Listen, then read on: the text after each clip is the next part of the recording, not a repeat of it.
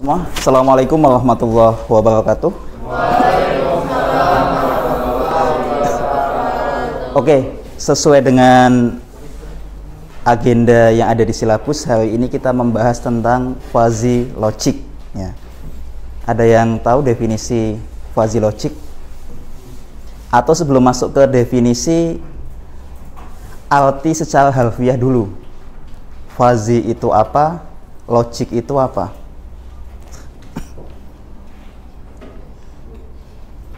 Fuzzy logic, ya.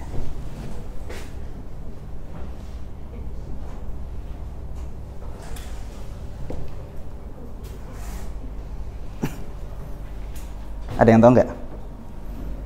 Fuzzy itu artinya adalah samal atau kabul. Logic itu adalah logika. Jadi kalau secara harfiah, fuzzy logic dalam bahasa Indonesia artinya adalah logika kabul atau logika samal. Maksudnya bagaimana? Maksudnya adalah konsep fuzzy logic ini mengadopsi konsep pengambilan keputusan yang ada pada manusia, yang mana manusia ini ketika menyimpulkan segala sesuatu, sifatnya itu seringkali tidak hitam putih, tapi penuh dengan pertimbangan. Nah, fuzzy logic ini yang mengembangkan adalah salah satu ilmuwan namanya Profesor Lutfi Zadeh sekitar tahun 1960-an. Jadi beliau, Profesor Lutfi Zadeh itu masih keturunan Iran, ya. Kemudian tinggalnya itu seingat saya di Rusia atau di daerah Uni Soviet, ya. Pada tahun-tahun 1960 beliau mengembangkan suatu algoritma dengan nama fuzzy logic. Nah, algoritma fuzzy logic ini muncul ketika logika biner, logika hitam putih, 0-1, benar salah, itu seringkali ketika memutuskan segala sesuatu sifatnya saklek. Misalkan begini, kita di kampus ini kan ada SIAKAD, Sistem Informasi Akademik. Nah, ketika teman-teman, ini contoh, ketika teman-teman misalkan ingin mencetak kartu ujian, baik UTS ataupun UAS, dengan catatan kartu ujian itu bisa dicetak apabila pembayaran uang kuliah lebih besar sama dengan 1 juta. Jadi apabila kamu melakukan pembayaran di bank dengan nominal lebih kecil dari 1 juta, konsekuensinya adalah tidak bisa mencetak kartu ujian. Misalkan ada mahasiswa, dia bawa uang pas 1 juta. Kemudian di tengah jalan dia mampir dulu, kena biaya parkir 1.000. Maka uang 1 juta yang ia kantongi dari rumah tinggal 999.000 rupiah. Dibayarkan di bank, kemudian bank mensinkronkan dengan akun kamu. Pembayaran kamu kurang 1.000. Meskipun pembayaran kamu hanya kurang 1.000, sistem tetap tidak mau memberikan akses bagi kamu untuk mencetak kartu ujian. Sebabnya kenapa? Kurang 1.000. Ya. Padahal kan kalau misalkan kita sebagai manusia itu kan penuh dengan fleksibilitas. Misalkan Mas Abur utang dengan saya 1 juta. Dia hanya sudah jatuh tenggat 3 bulan, dia datang ke saya membawa uang 999.000 rupiah. Dia menyampaikan, mohon maaf Pak, saya uangnya pas-pasan nih, kurang 1.000, mohon diikhlaskan ya Pak. Saya sebagai manusia kan, alah duit saya aja kan gitu ya, duit 1.000, alah nggak masalah lah, tinggal nanti bulan depan bunganya ditambah aja kan gitu ya. Maksud saya adalah kita sebagai manusia itu kadang penuh dengan fleksibilitas. Ketika kita kontrak kuliah, yang menjadi kesepakatan kita adalah mahasiswa ataupun dosen tidak boleh telat lebih dari 15 menit. Telat lebih dari 15 menit konsekuensinya adalah tidak boleh masuk kelas. Itu kan aturan hitam putih, ya. Namun pada realisasinya apakah saya selalu seperti itu? Kan tidak. Meskipun kamu telat lebih dari 15 menit, 20 menit, 25 menit, saya pasti tanya, Kamu tanya sama saya, Pak, boleh nggak saya masuk kelas? Saya tanya balik, kenapa kok telat lebih dari 15 menit? Ketika kamu menyampaikan alasan yang argumentatif, yang rasional, yang logis, ya mohon maaf Pak, tadi ibu saya sakit, ya saya harus menyiapkan sarapan, saya harus membantu menyiapkan adik-adik saya berangkat ke sekolah, ya sehingga saya tidak bisa datang tepat waktu. Oke, nggak masalah, ya. Jadi manusia itu di satu sisi kadang kita ada banyak kesepakatan, ya, yang sifatnya itu tertulis secara hitam putih, namun pada realitanya, pada realisasinya itu seringkali kita bisa bersikap fleksibel. Nah, mesin ketika menggunakan pendekatan biner, dia hanya akan mengenal keputusan ya atau tidak. Seperti contoh tadi, misalkan ada sistem pembayaran uang kuliah di Siakat yang membolehkan mahasiswa mencetak kartu itu apabila sudah melunasi minimal sama dengan 1 juta rupiah, kurang 100 perak sekalipun tetap saja tidak bisa mencetak, ya kan? Seakan-akan itu sangat saklek dan sangat kaku. Ketika nanti sistem ini dimasukin algoritma yang fleksibel, yang tidak memutuskan secara hitam putih, tapi penuh dengan pertimbangan, ya, nanti algoritma ini bisa menjadi semakin dalam tanda kutip manusiawi. Nah, logika biner itu kan seperti ini.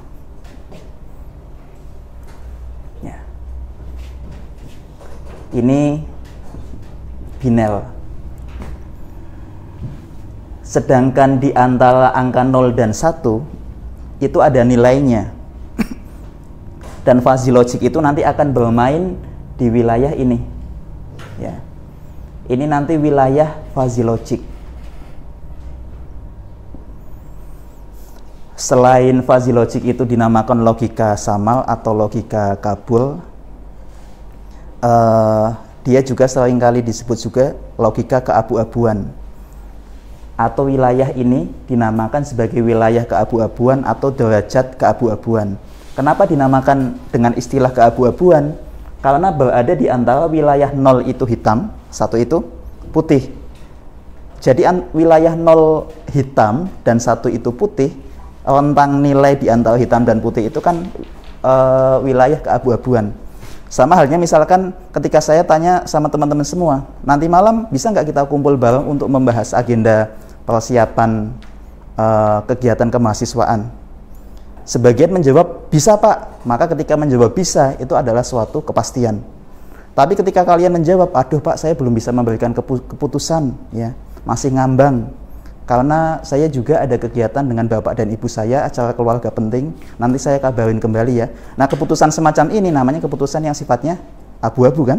Belum bisa memberikan keputusan yang sifatnya pasti. Oke.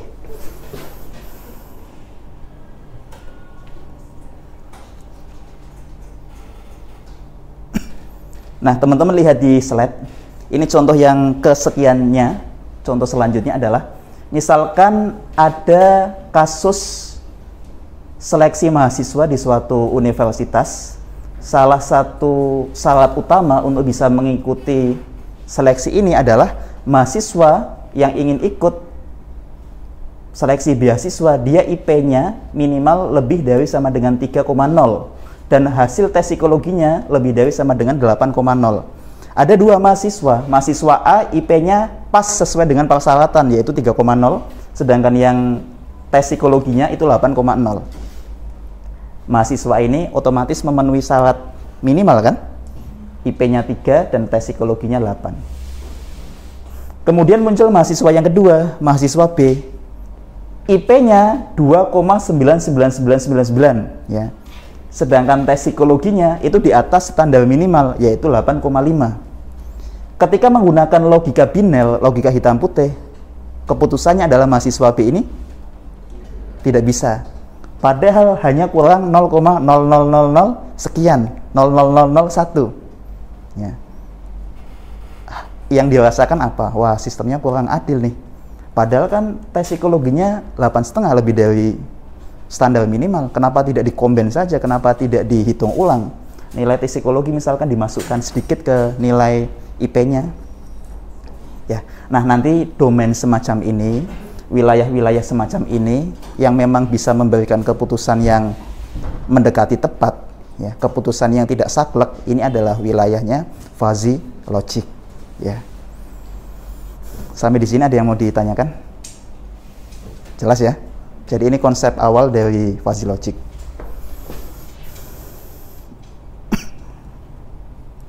Oke. Istilah pertama yang teman-teman wajib ingat adalah istilah Coibset. Ya, Coibs itu kalau dalam bahasa Indonesia kan artinya tegas, kaku, kemudian apalagi ya, terang gitu ya. Makanya ketika ada makanan disebut crispy, itu makanan yang renyah, makanan yang kaku gitu ya. Crispy itu kan renyah ya. Apa yang dimaksud dengan Coibset? Coibset itu adalah suatu set, suatu kumpulan bilangan yang nilainya pasti. Misalkan ada himpunan bilangan C. Himpunan bilangan C ini adalah kumpulan bilangan integer. Dan himpunan bilangan C ini isinya adalah X lebih dari 2. Maka otomatis anggota bilangan C adalah semua angka bilangan integer yang nilainya lebih dari 2, 3, 4, 5, dan seterusnya. Dan yang bukan anggota C adalah selain dari atau nilai-nilai yang lebih kecil dari 2. Ya. 2, 1, 0, min 1, dan seterusnya. Ini dinamakan sebagai Coibset ya. Ini teman-teman ingat dulu, nanti ada istilah-istilah yang wajib diketahui. Dan sebenarnya kalau kita membicarakan fuzzy logic ini di beberapa kampus kadang menjadi satu mata kuliah khusus dan diselesaikan selama 1 semester. Dan kita di mata kuliah pengantar kecerdasan buatan ini dikompres menjadi 2 kali pertemuan. Satu pertemuan untuk menyampaikan penjelasan fuzzy logic disertai dengan perhitungan manual dan contoh studi kasus nanti sampai selesai. Dan untuk minggu selanjutnya kita bahas latihan ya. Nanti saya kasih latihan setelah kuliah ini selesai.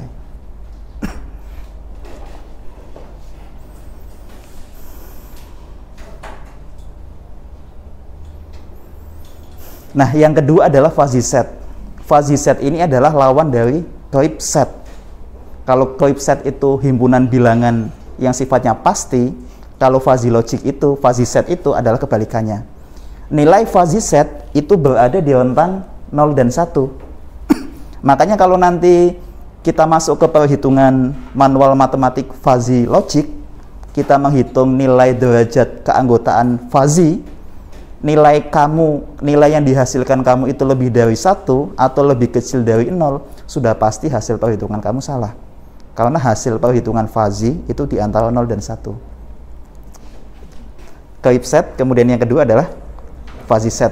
Ingat ya, Coibset itu pasti, kumpulan bilangan yang sifatnya pasti, sedangkan fuzzy itu kebalikannya, dan rentang nilainya adalah 0 sampai 1.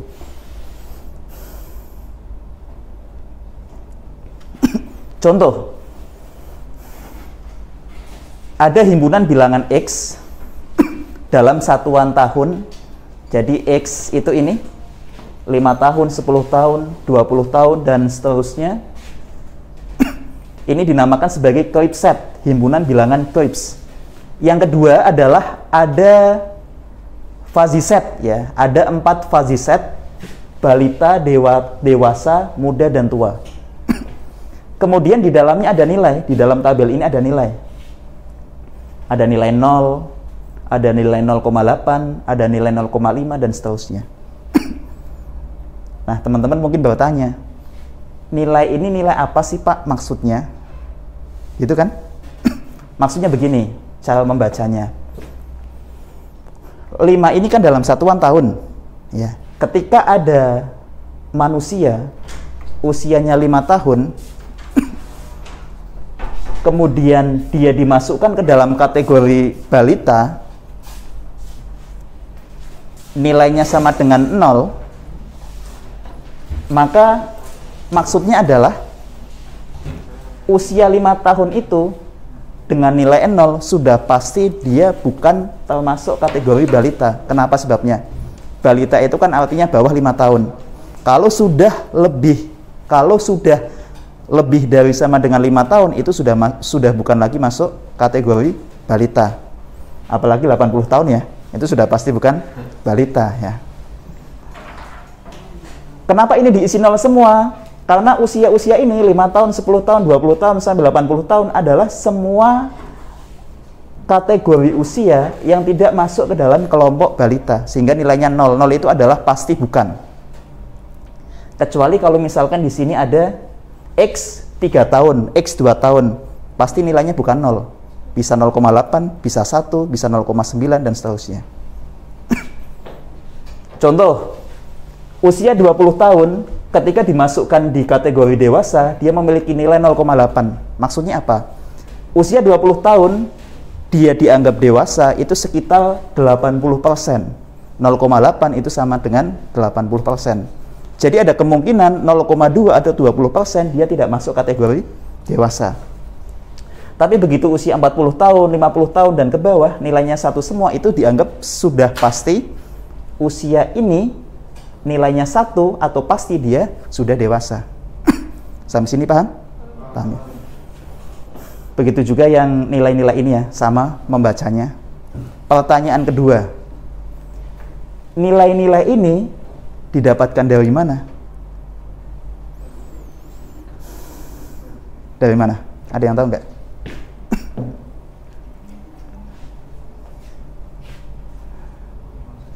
Nilai-nilai semacam ini kan sebenarnya dataset ya. Nanti kalau misalkan di dalam data mining, data ini akan dijadikan sebagai data penentu keputusan, akan diolah menjadi knowledge, dan data semacam ini memang didapatkan dari penelitian, dari pengambilan data di lapangan, dari survei, dari sensus, dan dari pengambilan datanya sifatnya ilmiah ya, sehingga data-data ini bisa dipertanggungjawabkan. Misalkan begini, ada dinas sosial ya melakukan sensus ke beberapa sampel.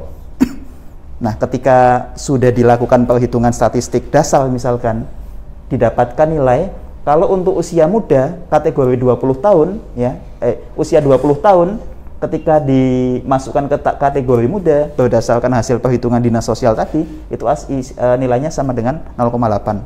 Jadi nilai-nilai ini adalah nilai yang tidak boleh ngasal. Ya, nilai yang memang dibangun dari data-data statistik.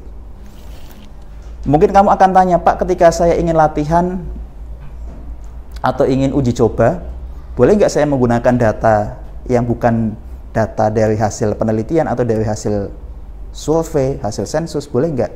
Kita bisa menggunakan data yang sifatnya fiktif, ya, data uji coba, yang nanti dinamakan sebagai data dummy. Ya.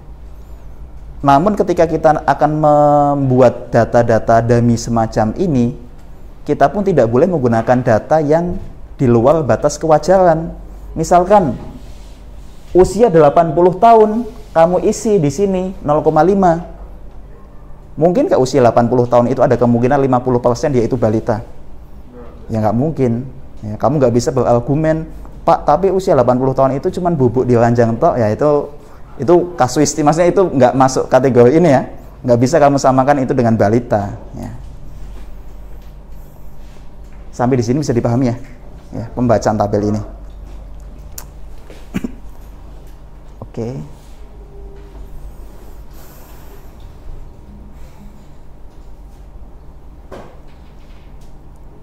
Nah, kita tadi sudah mengenal clip set, fuzzy set.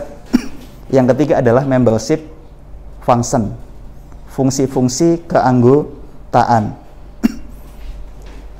Sekali lagi, karena mata kuliah kita ini dikompres menjadi 1 kali pertemuan dan 1 kali lagi untuk latihan, membahas latihan, maka nanti metodenya adalah metode ekspres begitu ya. Nah, nanti saya sampaikan sekilas fungsi sigmoid itu seperti apa, fungsi pi itu seperti apa. Nanti teman-teman setelah selesai mata kuliah ini bisa explore lebih lanjut, membaca textbook atau membaca beberapa referensi yang lain. Nah, di dalam fuzzy logic kita akan mengenal istilah membership function, fungsi-fungsi keanggotaan. Di pembahasan kali ini ada 4 buah fungsi yang kita bahas. Pertama sigmoid, kemudian yang kedua pi, yang ketiga adalah segitiga, yang keempat adalah trapesium. Nah, seperti tadi saya sampaikan, karena hanya 1 pertemuan kita singkat. Kenapa dinamakan fungsi sigmoid? Bentuknya kayak huruf S gitu ya. Nah, maka sigmoid S gitu ya. Kenapa dinamakan fungsi pi? Bentuknya seperti setengah lingkaran. Rumus menghitung luas lingkaran itu kan pi kali L kuadrat. Gampangannya seperti itu. Meskipun nanti ketika kita baca di penjelasan di buku-buku teks, nanti ada pembahasan lebih terstruktur dan lebih mendetail lagi. Ini untuk penjelasan singkat sekali aja. Nah, yang ketiga adalah fungsi segitiga, ya, karena bentuknya seperti segitiga. Yang keempat adalah fungsi trapesium. Nah, fungsi trapesium ini nanti yang akan kita pakai di dalam studi kasus pada pertemuan kali ini. Ya. Nanti teman-teman fokus di fungsi trapesium saja. Jadi fungsi trapesium ini akan kita pakai. Teman-teman nanti patokannya adalah kumpulan rumus yang ada di sebelah kanan atas ini. Maksudnya begini, Mas. Jika nanti ada nilai, suatu nilai, dan nilai itu letaknya di antara B dan C, ya, di antara B dan C, entah di sini, atau di sini, maka kita nanti akan menggunakan rumus yang sesuai. Ketika posisi berada di antara B dan C, itu kita cek yang cocok yang sebelah mana. Oh, berarti ini ya. X lebih besar sama dengan B dan lebih kecil sama dengan C. Berarti di sini kan? Maka nilainya otomatis 1. Jika nanti ada suatu nilai, ya nilai fazi atau nilai perhitungan derajat keanggotaan, itu nilainya lebih kecil dari A atau lebih besar dari D, maka nilainya sama dengan pasti 0. Tapi ketika nanti suatu nilai itu letaknya di antara A dan B, misalkan di sini, atau misalkan di antara C dan D, maka kita nanti akan menghitung menggunakan rumus X min A dibagi B min A jika posisi X diapit antara A dan B. Kita akan menggunakan rumus min X min D dibagi D min C jika posisi X di antara C dan D. Ini yang menjadi patokan awal kita. Oke.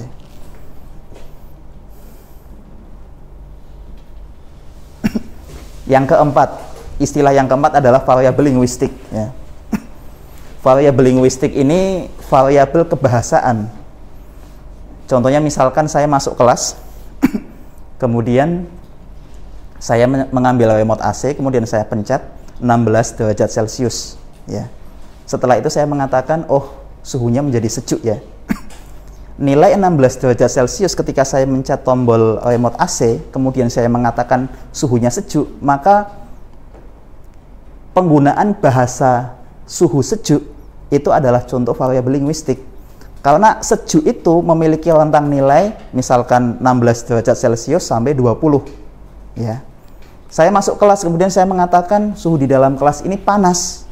Maka ketika saya melafadzkan kata panas, itu saya menggunakan variabel linguistik. Karena panas itu memiliki range suhu dari sekian derajat Celcius sampai sekian derajat Celcius. Paham sampai sini? Oke. Nah, ini dia. Ada 3 tahap yang paling penting, 3 tahapan utama di fuzzy logic. Tahapan fuzzy logic ya. Pertama adalah fuzzification.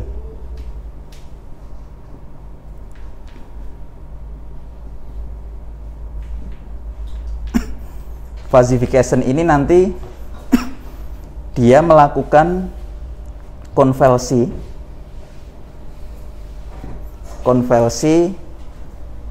dari nilai Crisp ke fuzzy. Ya. Yang kedua adalah inference atau penalaran. Yang ketiga adalah defuzzification. Defuzzification ini kebalikan dari fuzzification.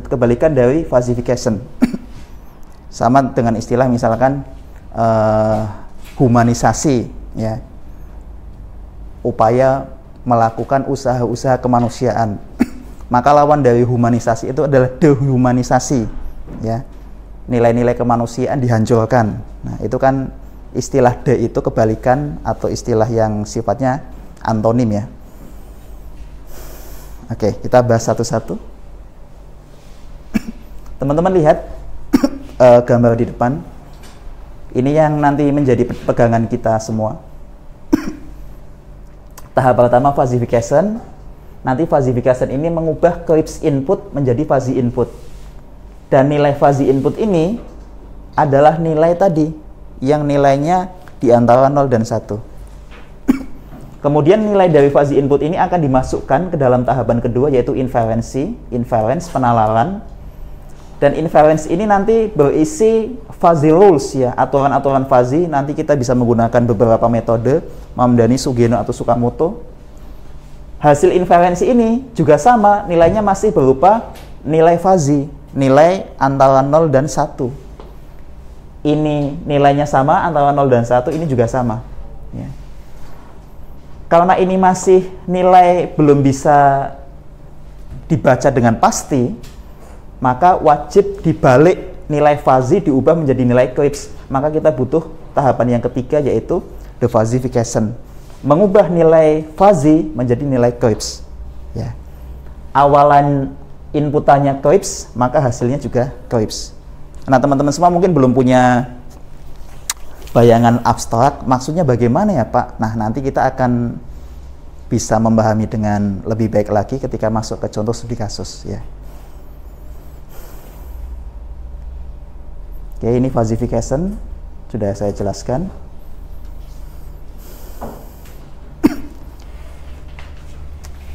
Tahapan yang kedua setelah fuzzification itu adalah inference ya. Sampai saat ini yang saya ketahui metode inferensi itu ada 3 jenis. Pertama Mamdani, kemudian kedua Sugeno, yang ketiga adalah Sukamoto. Ya, dan penamaan model-model inferensi ini diambil dari nama penemunya. Ya, kalau misalkan ada di antara teman-teman semua namanya Sugeng begitu ya, kemudian melakukan penemuan model inferensi dan memang teruji dan memang bisa dibuktikan secara ilmiah dan diakui oleh para ahli fuzzy logic misalkan di dunia, maka metode kamu bisa dijadikan salah satu novelty, salah satu kebaharuan di dalam model inferensi. Nanti selain model 3 ini nanti ada satu lagi, model Sugeng begitu ya.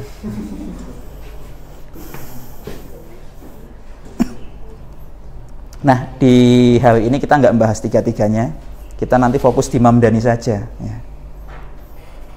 Di slide ini ada lagi Sugeno sebenarnya ya. Cuman kita nanti coba yang Mamdani saja.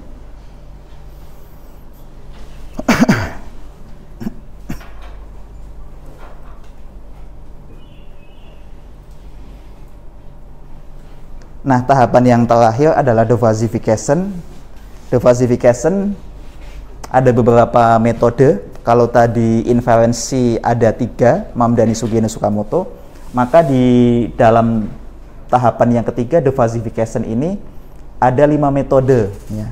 Sebenarnya kalau kita nanti membaca beberapa referensi yang lain bisa lebih dari 5 ya. Nanti yang akan kita pakai salah satu saja. Kita akan pakai centroid method. Ini salah satu metode the fuzzification yang paling gampang ya. Paling gampang, paling simple, dan paling mudah dipahami.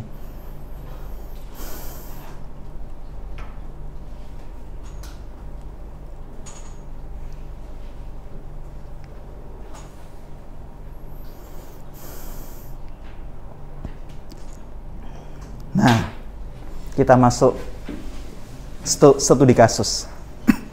Ya, studi kasus. Teman-teman bisa lihat ya. Jadi begini.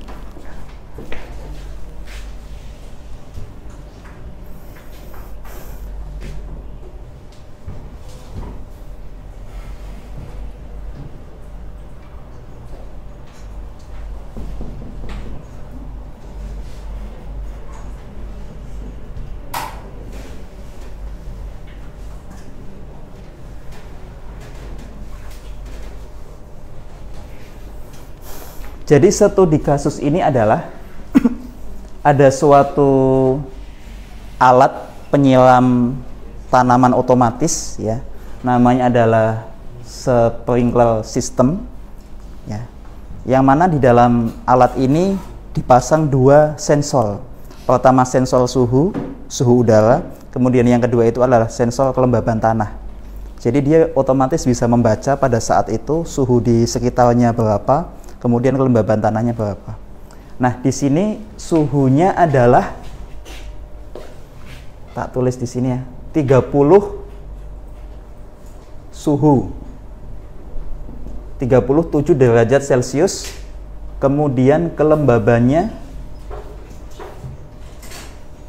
sama dengan 12%.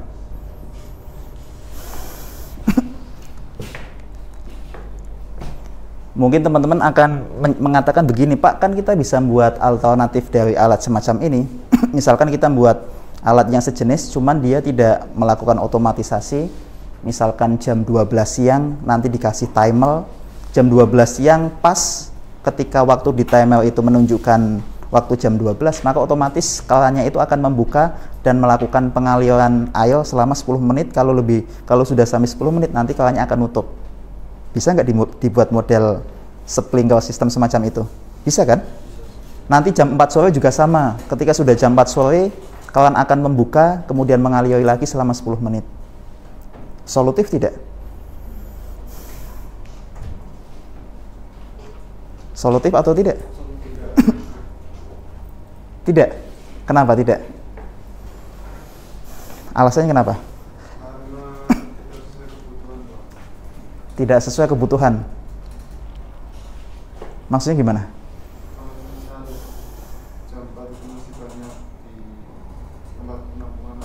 Iya. Betul sekali, ya. Jadi ketika menggunakan model alternatif tadi, tidak berbasis suhu dan kelembaban tanah, hanya waktu. Konsekuensinya adalah ketika nanti musim hujan, ya, dari pagi sampai malam hujan terus, ya, cadangan air di dalam tanah itu masih banyak, keran tetap mengalir, ya.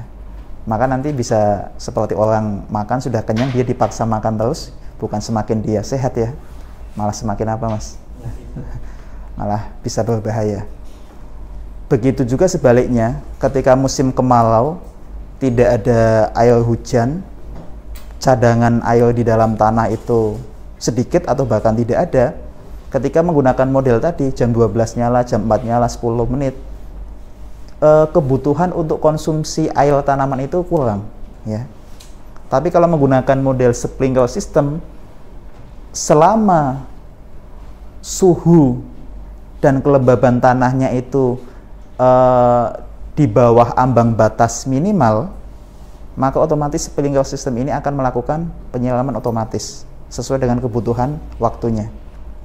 Nah, pertanyaannya adalah, dengan suhu 37 derajat Celcius dan juga dengan kelembaban tanah 12%, alat ini akan melakukan penyiraman otomatis berapa lama? Menit atau jam? Berapa menit, Mas? Masuk YouTube harus jawabannya betul loh. Kalau jawabannya salah kan nanti, wah itu jawabannya salah itu. Berapa menit?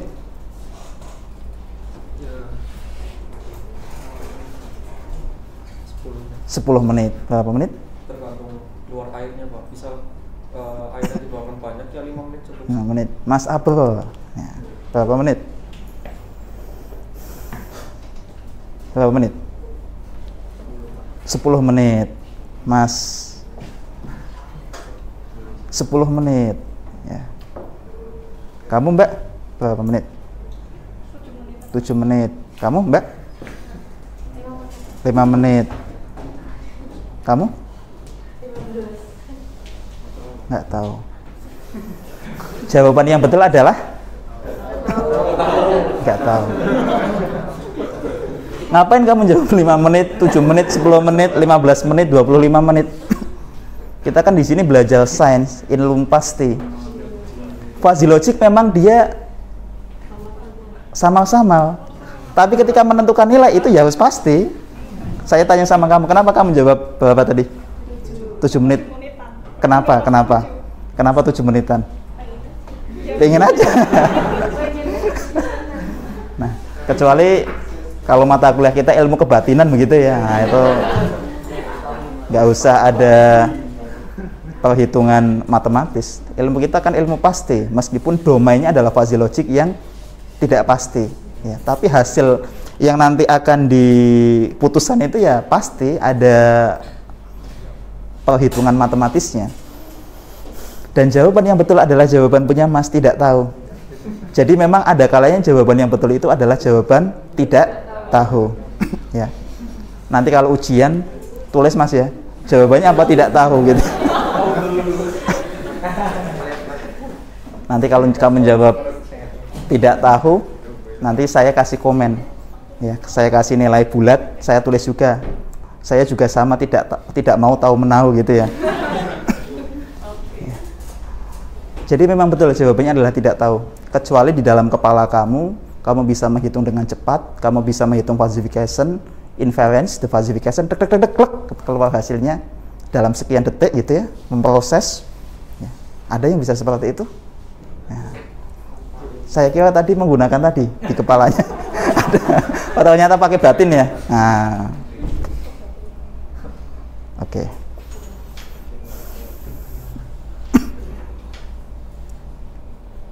Tahapan yang pertama, falsification. Nanti kalau nulis jawaban di UTS, teman-teman tulis setahap demi setahap ya. Tahap pertama adalah falsification.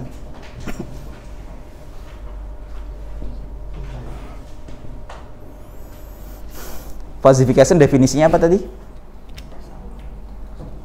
Mengubah nilai Clebsch, mengubah ke nilai fuzzy. Nilai Clebsch yang dimaksud itu ini kan Clebsch input ya. Inputan Clebsch yang nanti akan diproses menghasilkan keputusan berapa lama, berapa menit, berapa jam ya. Nah, ini diubah dulu di tahapan pertama yaitu falsification. Nah, kita tadi sudah mengenal ada beberapa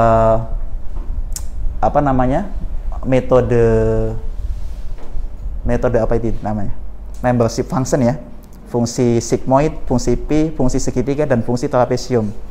Teman-teman bisa menggunakan fungsi-fungsi yang lain, cuman kita di sini contohkan satu fungsi yaitu fungsi trapesium yang gampang. Nah, di sini ada 5 variabel linguistik. Cool, normal, warm, and hot, dan masing-masing memiliki rentang nilai. Pertanyaannya sama. Rentang atau misalkan ingin uji coba pakai data dummy tidak boleh melebihi ke batas kewajaran. Misalkan kamu di sini ditulis cold, kemudian di sini suhunya adalah 30 derajat Celcius sampai 40. Kan tidak akan mungkin suhu beku itu suhunya di atas 30 derajat Celcius. Bisa dipahami ya sampai sini ya.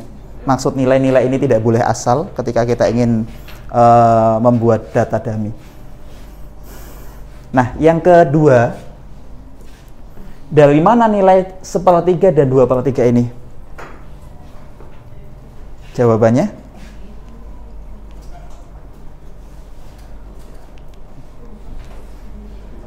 Tidak tahu. Ya. Jadi memang kita hari ini penuh dengan ketidaktahuan. Dan ketidaktahuan itu adalah sesuatu yang betul gitu ya. Tapi nggak boleh kamu nanti jawab di soal UTS tidak tahu gitu ya. Nilai 2/3 dan nilai 1/3 adalah nilai derajat keanggotaan dari 37 derajat Celcius. Teman-teman lihat suhunya tadi berapa yang ditangkap oleh sensor? 37. Posisi 37 itu di mana? Di sini toh? Diapit di antara warm dan hot. Tadi sudah saya jelaskan, ketika pada posisi pengapitan kita menggunakan rumus patokan tadi. Kita kembali lagi ke rumus yang sebelumnya.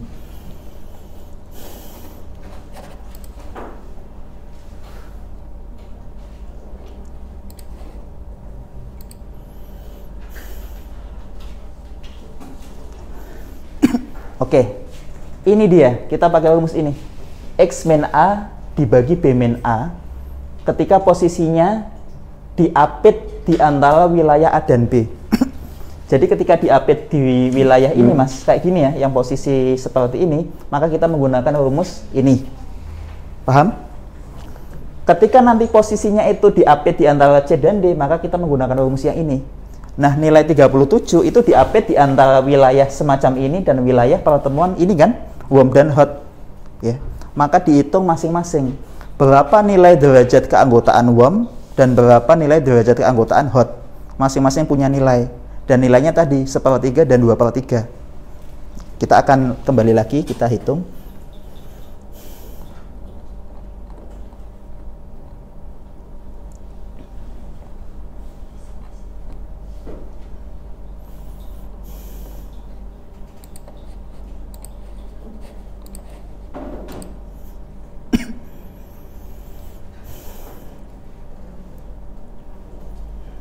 Nah, ini hasil perhitungannya teman-teman semua.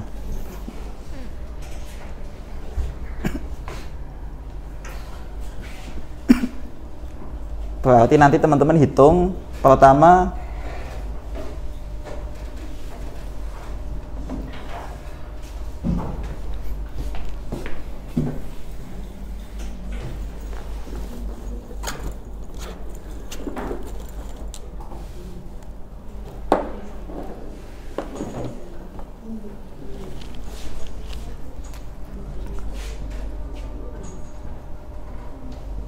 derajat keanggotaan.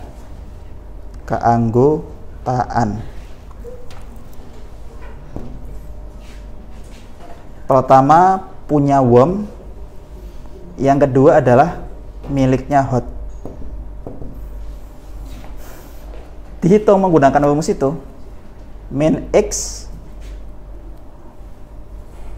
min D dibagi D min C. D min C.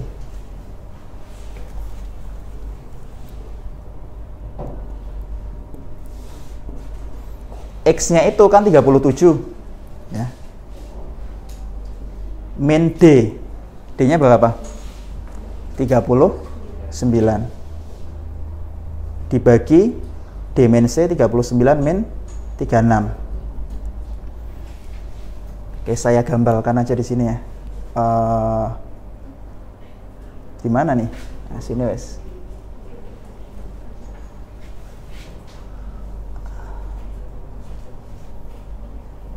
Ini kan warm. Ini hot ya, betul ya? 36, ini 39. Posisi angka 37 itu kan di sini. 37 ini sebagai nilai X-nya. 36 ini sebagai nilai A dan juga nilai C. 39 ini sebagai nilai B dan juga nilai D.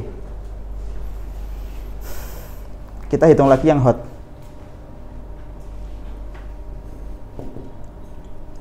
X min A dibagi D min C, betul ya? X min A B min A, sorry. B min A. X-nya sama dengan 37 dikurangi 36 dibagi B-nya 39 dikurangi 36. Ini kita belum hitung tadi. Hasilnya berapa? 2/3. Sedangkan yang ini 1/3. Ini dinamakan nilai derajat keanggotaan. Dan nilai ini tidak akan mungkin lebih kecil dari 0 dan lebih besar dari 1. Kamu mungkin bingung, Pak, ini kan bukan pecahan desimal, bukan bilangan desimal tapi pecahan. Caranya bagaimana? Ya kamu hitung aja kan, misalkan dulu pakai perhitungan zaman SD itu pakai apa ini? Porogapit ya. 2 dibagi 3. Ini biar jadi 20 kasih 0, berarti koma. 20 bagi 3, 6, berarti 0,6. Ini 18, sisa 2, ya 0, sekian, 0,6 sekian. Kemudian 1/3. berarti 10 bagi 3 kali 3 9, nyalangi sisa 1, berarti 0,33 sekian. Ya. Kalau kamu nanti menghasilkan hasil perhitungan, misalkan begini mas, hasilnya adalah 4/3, betul atau salah? Sudah pasti salah, karena 4/3 itu nilainya lebih dari 1, ya kan? 4 dibagi 3 lebih dari 1, ya. Sudah pasti salah. Apalagi sampai hasilnya adalah 10/2 misalkan, ini hasilnya 5, nggak mungkin. Nggak akan mungkin nilai derajat keanggotaan 5. Ketika kamu nanti menuliskan jawaban hasil perhitungan, nilainya di sini sudah salah, otomatis nanti di tahapan inference, di tahapan falsification salah semua. Wajib jeli, nggak boleh salah langkah, salah ngitung. Untuk memverifikasi menggunakan metode Polygape tadi. Ya. Kalau di kepala kamu sudah ada abstraksi, ya nggak usah. Sampai sini bisa dipahami ya. Yang kedua, kita menghitung nilai falsification untuk kelembaban tanah. Kelembaban tanahnya adalah 12%. Diapit di antara angka 10, di antara suhu 10 derajat Celcius dan 20 derajat Celcius. Maka untuk melakukan perhitungan berapa ini nilai derajat keanggotaan dry and moist, kita menggunakan rumus tadi. Sama, ya. Yang penting teman-teman paham konsepnya. Masalah perhitungan matematis semacam ini nanti bisa sambil jalan. Yang penting konsep tahapan-tahapan falsification, inference, dan falsification paham, nanti untuk uji cobanya bisa lebih mudah kembali. Kalau misalkan ada yang mau ditanyakan, langsung tanya saja ya. Nah, sama ini. Min X, min D, kita hitung nilai derajat keanggotaan untuk dry. Kemudian yang kedua untuk moist, didapatkan nilai 4/5 dan 1/5. Kalau ini salah meletakkan 5/4, sudah pasti salah. Ya, itu menjadi patokan baku dan sifatnya pasti. Ya, nggak mungkin lebih dari 1 dan lebih kecil dari 0. Paham sampai sini? Ya.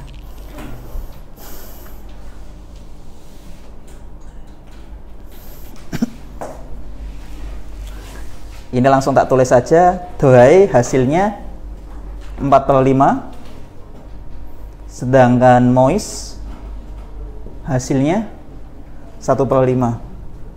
Oke.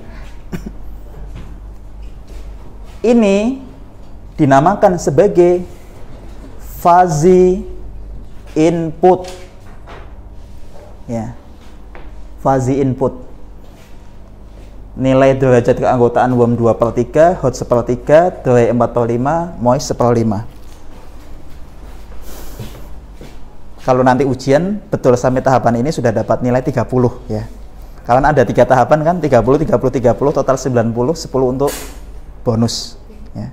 Kalau betulnya setengah bagaimana Pak? Ya 15 ya. Cukup kan ya 15 Mas ya? Cukup menyakitkan maksudnya. Tahap kedua, inferensi, diperhatikan dengan seksama dan dalam tempo sesingkat-singkatnya. Ya, karena tadi waktu kita kan pendek.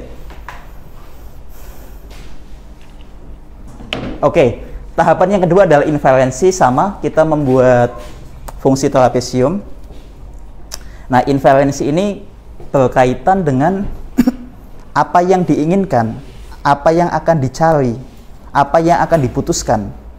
Tadi di soal itu kita akan memutuskan apa sih? Waktu, durasi.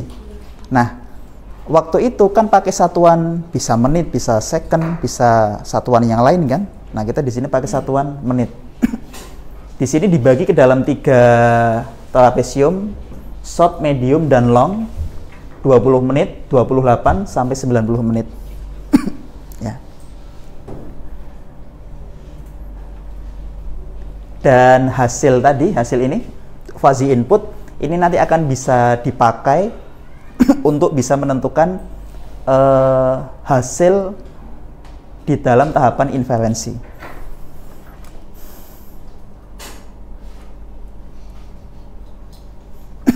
Yang kedua, di dalam tahapan inferensi ini adalah kita menggunakan rules, seperangkat aturan-aturan yang digunakan untuk menghasilkan fuzzy output, ya. Ini total ada 15 rule, ya. 15 rule. Jadi cara bacanya begini. Jika kelembaban noise, lihat ya.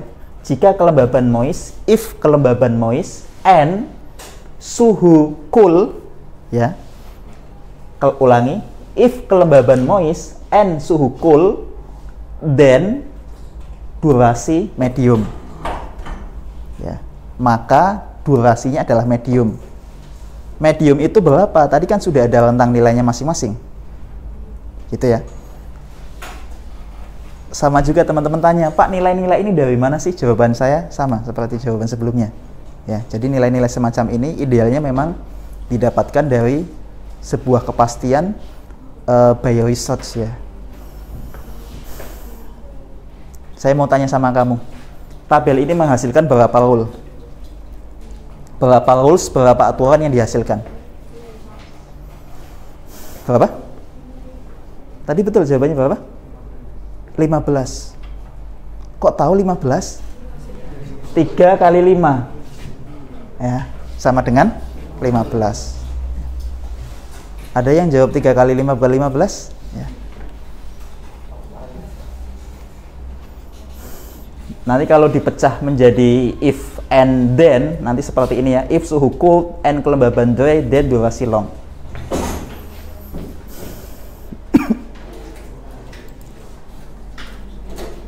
Oke.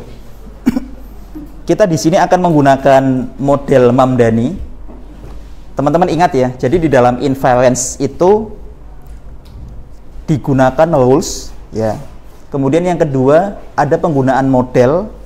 Tadi sudah saya sampaikan ada 3 model inferensi, Sugeno, Tsukamoto, dan Mamdani.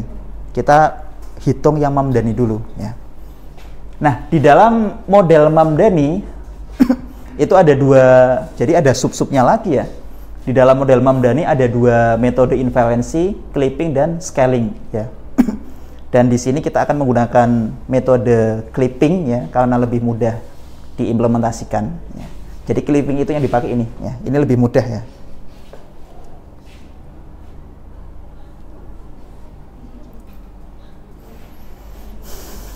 Oke. Tadi kan kita sudah punya tabel rules, ya. Maka kita akan membuat rules sesuai dengan fuzzy inputnya. Fuzzy input yang terkait itu kan hanya warm, hot, dry, dan moist. Kalau kita buat rules berarti begini. If suhu warm and kelembaban dry, then apa begitu. Maka total ada berapa rules? Ada 4. 2 kali 2 total 4. Jadi pedomannya ini, Mas. Kita kembali lagi, wes. Teman-teman lihat ya. Pertama, warm and dry. Coba lihat warm and dry yang mana? Warm and dry. Berarti durasinya long. Bacanya begitu ya. Jadi di sini hanya ada 4 rule saja. Kenapa 4?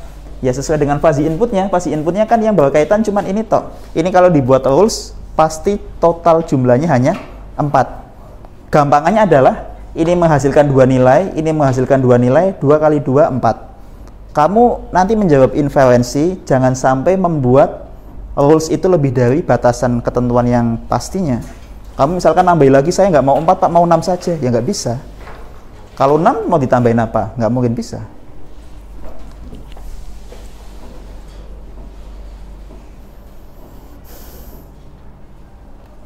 Sampai sini paham nggak? Paham ya?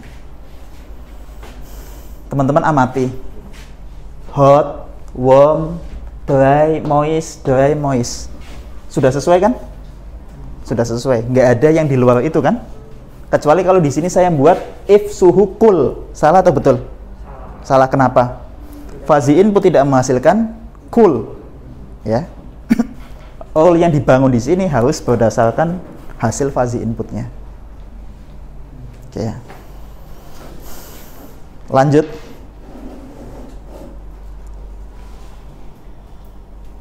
Oke. Pertama kita menggunakan model Mamdani.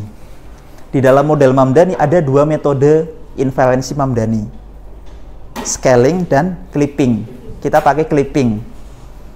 Lanjut lagi, ya, ada dua aturan lagi. Conjunction dan nanti ada disjunction. Apa itu conjunction? Conjunction itu adalah menentukan nilai minimal. Kan begini, Mas. Worm dan dry itu sudah punya nilai kan tadi dari hasil perhitungan? Udah ya? Ini sudah punya nilai. Yang belum punya nilai itu apa? Yang belum punya nilai itu adalah yang durasi ini, long, kemudian medium, sudah punya nilai belum? Awalnya belum ada. Ini butuh dikasih nilai. Cara pemberian nilainya dari mana? Kita menggunakan aturan conjunction. 2/3, ya, worm 2/3 dengan kelembaban dry 4/5, ini lebih kecil mana? Kita bandingkan. Kita ambil yang lebih kecil. 2/3 ini kan 0,6 sekian-sekian. 4/5 itu adalah 0,8. 0,6 dengan 0,8 gede mana? Kecil mana? 0,6 atau 2/3. Maka 2/3 yang diambil sebagai nilai long. Ya. 2/3 dengan 1/5 kecil mana? 1/5. Kenapa? 1/5 itu 0,2. 10 bagi 5 sama dengan 2 dikasih 0 di depannya, maka menjadi 0,2. Maka medium nilai derajat keanggotaannya adalah 1/5. Paham sampai sini?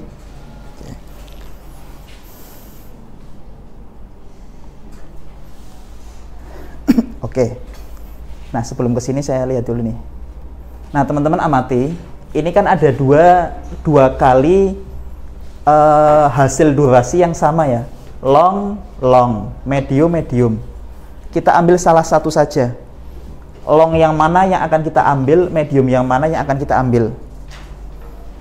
Diseleksi. Nah, untuk bisa menyeleksi tahapan ini, kita menggunakan aturan disjunction. Disjunction itu kebalikan dari conjunction. Kalau conjunction itu memilih nilai yang paling kecil, disjunction mengambil nilai yang paling gede. Long 2/3 dengan long 1/3 gede mana? Gede 2/3. Maka yang dipakai adalah ini. Durasi is long 2/3. Medium 1/5 dengan medium 1/5 gede mana? Sama, ya pilih salah satu. Ya. Maka hasil fuzzy outputnya adalah durasi is long 2/3, durasi is medium 1/5. Ini fuzzy output. Tahapan kedua, inference, menghasilkan dua nilai fuzzy output. Fuzzy output.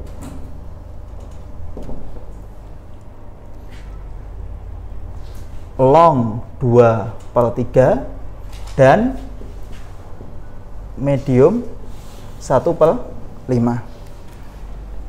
Jelas ya sampai sini ya? Sebenarnya dari sini sudah agak-agak ada bayangan. Dengan suhu 37 derajat Celcius dan kelembaban tanah 12%, lama penyiramannya berapa menit? Sebenarnya sudah agak ada bayangan. 2/3 long dan medium 1/5. Cuman kan ini nilai belum pasti. Belum dalam satuan menit. Ya. Saya ingin masak capcay, ya. Berapa banyak garamnya? Ya secukupnya. Secukupnya itu kan masih bias. Tapi kalau sudah menggunakan kepastian sekian gram, setengah sendok teh, ya, bukan setengah centong ya. Itu sudah pasti kalau sudah menggunakan angka-angka. Ya. Sama juga dengan ini ya.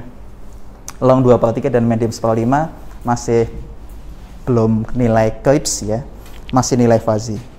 Maka kita butuh tahapan yang ketiga. Ini diubah ke dalam nilai clips. Nah, kita butuh tahapan ketiga. The fuzzy falsification. Ya. Ini ya. Long 2/3 dan medium 1/5 ini diubah menjadi nilai Cripps.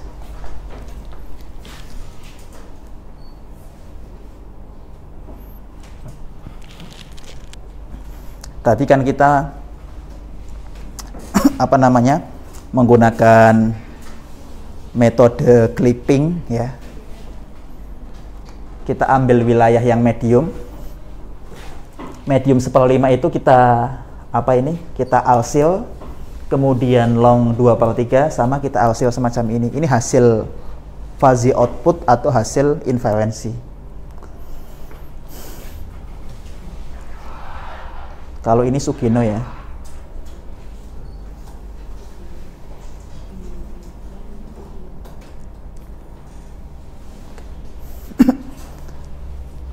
Kemudian kita composition, kita gabungkan wilayah medium 1/5 dan long 2/3 ini kita gabungkan menjadi gambar seperti ini. Dan di dalam tahapan defuzzification kita nanti akan menggunakan metode centroid method ya. Pemberian titik-titik acak ya. Nanti titik-titik acak itu akan digunakan sebagai penanda ya, dan akan kita hitung sampai nanti keluar hasilnya. Contohnya seperti ini, Mas.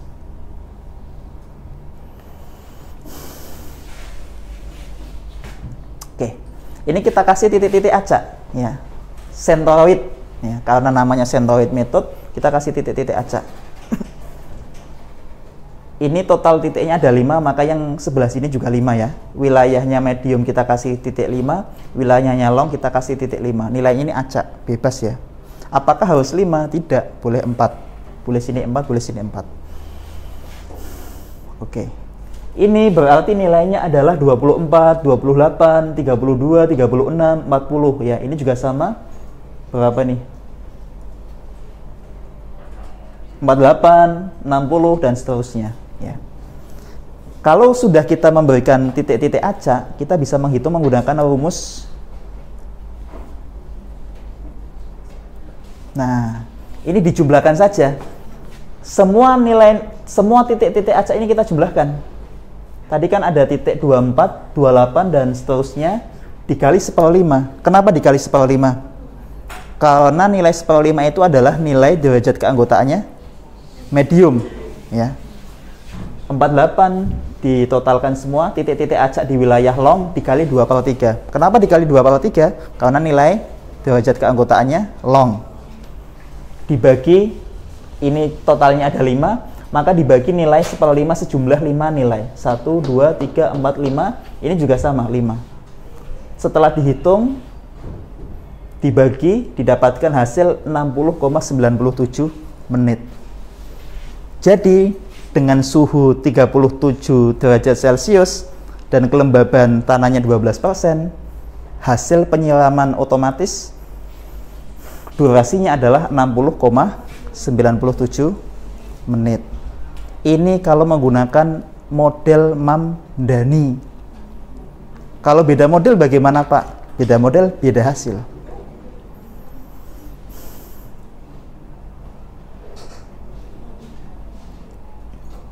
Menggunakan model Sugeno, hasilnya adalah 55,38 menit. Yang betul yang mana, Pak? Ya, nanti kan kalau di dalam penelitian semacam ini ada tahapan selanjutnya, yaitu tahapan evaluasi dan validasi. Salah satunya kita akan menghitung akurasi dari masing-masing model yang dihasilkan ya, nanti akan keluar nilainya. Tergantung metode pengujian akurasinya kita pakai apa ya. Biasanya bisa pakai confusion matrix, kemudian k-fold cross validation ya, dan metode measurement yang lainnya. Sampai di sini ada yang mau ditanyakan? Jelas tahapan-tahapannya ya? Mulai dari tahapan falsification, inference, defalsification. Ya, nanti slide saya bagikan, nanti teman-teman bisa pelajari lebih lanjut, dan ujian tengah semester kita soalnya seperti ini. Terima kasih. Wassalamualaikum warahmatullahi wabarakatuh.